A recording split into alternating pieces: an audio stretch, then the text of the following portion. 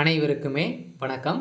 சற்று முன் கிடைத்திருக்கக்கூடிய ஒரு மிக மிக முக்கியமான செய்தி ஒன்று வெளியாகியுள்ளது. சற்று முன் சனாதன வழக்கில் உதயநிதிக்கு உச்சநீதிமன்றம் இறுதி தீர்ப்பு, இது மாதிரி செய்திகள் வெளியாகிருக்கு.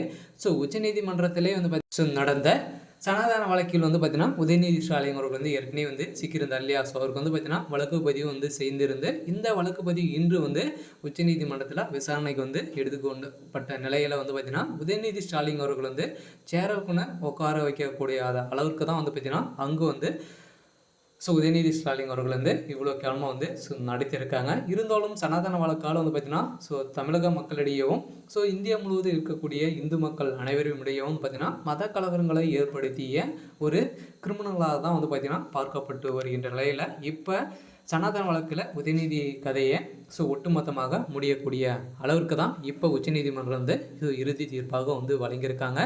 இதன் அடிப்படையில் தான் முதல் ஸ்டாலின் அவர்களுக்கு கதறி கதறி எழுந்த சம்பவம் பெரும் அதிர்ச்சியையும் பெரும் பரபரப்பையும் ஏற்படுத்தி வந்திருக்கும் நிலையில் இப்போ சனாதன வழக்கை ஒட்டுமொத்தமாக முடிய போகுது. இதை பற்றி தான் இந்த வீடியோவில் முழுமையாக பார்க்கலாம். அதுக்கு முன்னாடி நம்ம சேனலுக்கு இப்போ தான் நீங்கள் முதல் முறையாக வந்திருக்கீங்க அப்படின்னா மறக்காமல் நம்மளுடைய சேனலை சப்ஸ்கிரைப் பண்ணி சப்போர்ட் பண்ணுங்கள். வாங்க வீடியோக்குள்ளே போகலாம்.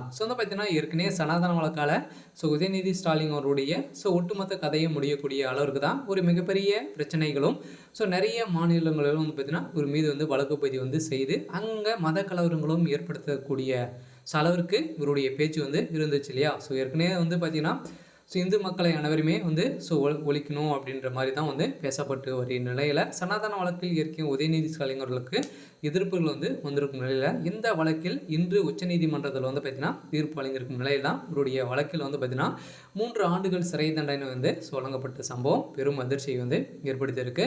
இருந்தாலும் ஏற்கனவே பார்த்தீங்கன்னா சனாதன வழக்கால் திமுகவுடைய அரசுக்கே ஒரு மிகப்பெரிய இழப்பாக தான் இருக்கு இல்லையா? திமுகவுடைய அரசு களையக்கூடிய அளவிற்கு தான் இப்போ நடந்துட்டு இருக்குது. இருந்தாலும் திமுகவுடைய அமைச்சர்கள் ஒரு 30 அமைச்சர்கள் மேலே பார்த்தீங்கன்னா ராஜினாமா செய்தாங்க அப்படின்னா திமுகவுடைய ஆட்சியை ஒழிக்கக்கூடிய அளவுக்கு தான் இப்போ நடந்திருக்கு. இருந்தாலும் உதயநிதி ஸ்டாலின் அவர்களுக்கு ஒரு மிகப்பெரிய எதிர்ப்புகள் வந்திருக்கும் நிலையில் இப்போ திமுகவும் பார்த்தீங்கன்னா ஒரு மிகப்பெரிய பிரச்சனைகள் நடந்துட்டு இருந்தாலும் தமிழக மக்களிடையே சனாதன வழக்கால் பார்த்தீங்கன்னா திமுகவுக்கு ஒரு மிகப்பெரிய எதிர்ப்பாக தான் இருக்குது. இந்த வழக்கில் தான் உதயநிதி ஸ்டாலின் அவர்களுக்கு இறுதி தீர்ப்பாக பார்த்தீங்கன்னா வழங்கியிருக்கும் நிலையில் உதயநிதி ஸ்டாலினுடைய ஒட்டுமொத்த கதையை முடிந்திருக்கு.